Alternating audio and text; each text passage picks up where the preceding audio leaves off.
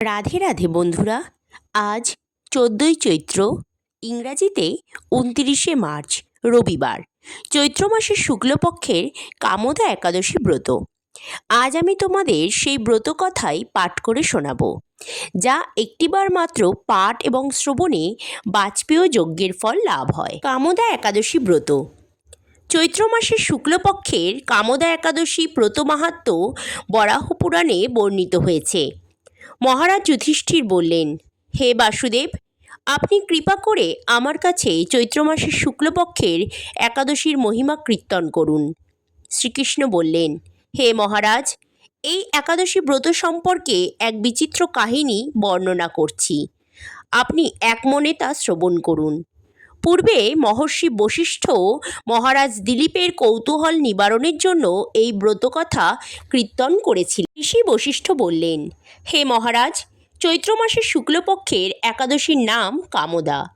এই তিথি পাপনাশক ও পূর্ণদায়িনী। পূর্বকালে মনোরম নাগপুরে স্বর্ণনির্মিত গৃহে বিষধর নাগেরা বাস করত। তাদের রাজা ছিলেন পুণ্ডরিক।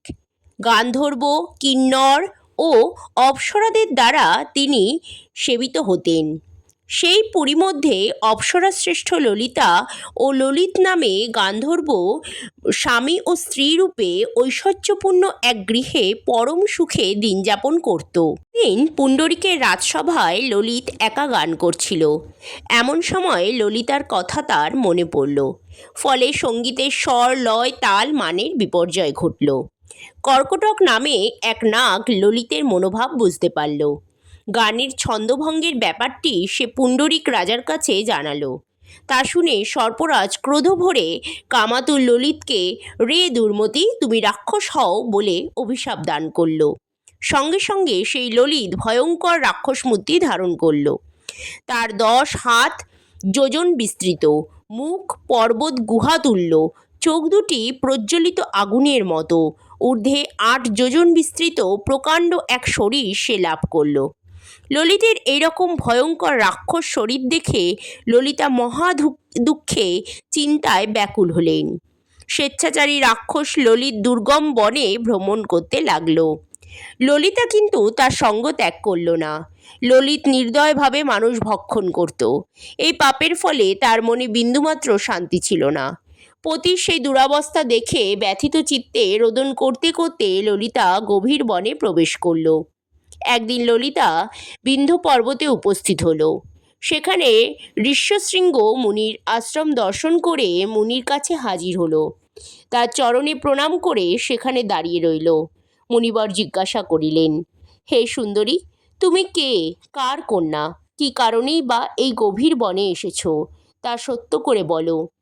তদুত্তরে ললিতা বলল, হে প্রভু, আমি বীরধন্যা গান্ধর্বের কন্যা। আমার নাম ললিতা।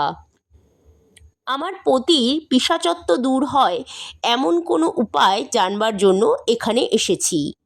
তখন ঋষি বললেন, চৈত্র মাসের শুক্লপক্ষের কামোদা নামে যে একাদশী আছে, তুমি সেই ব্রত যথাবিধি পালন করো।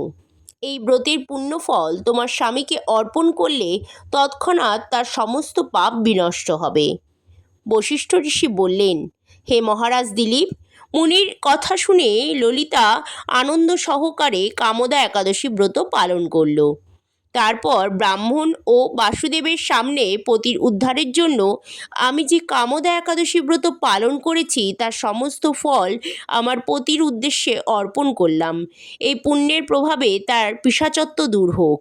এই কথা উচ্চারণ মাত্রই ললিত শাপমুক্ত হয়ে দিব্য দেহ প্রাপ্ত হল। পুনরায় গন্ধর্ব দেহ লাভ করে ললিতার সাথে সে মিলিত হল। তারা বিমানে করে গান্ধর্বলোকে গমন করল। হে মহারাজ দিলীপ, এই ব্রত যত্ন সহকারে সকলেরই পালন করা কর্তব্য। এই ব্রত ব্রহ্মহত্যা, পাপ বিনাশক এবং পিশাচত্ব মোচনকারী। এই ব্রতকথা শ্রদ্ধাপূর্বক পাঠ ও শ্রবণ করলে বাজপেয় যজ্ঞের ফল লাভ হয়। হরে কৃষ্ণ কৃষ্ণ কৃষ্ণ হরে হরে, হরে রাম রাম রাম হরে হরে। সকলকে রাধে রাধে।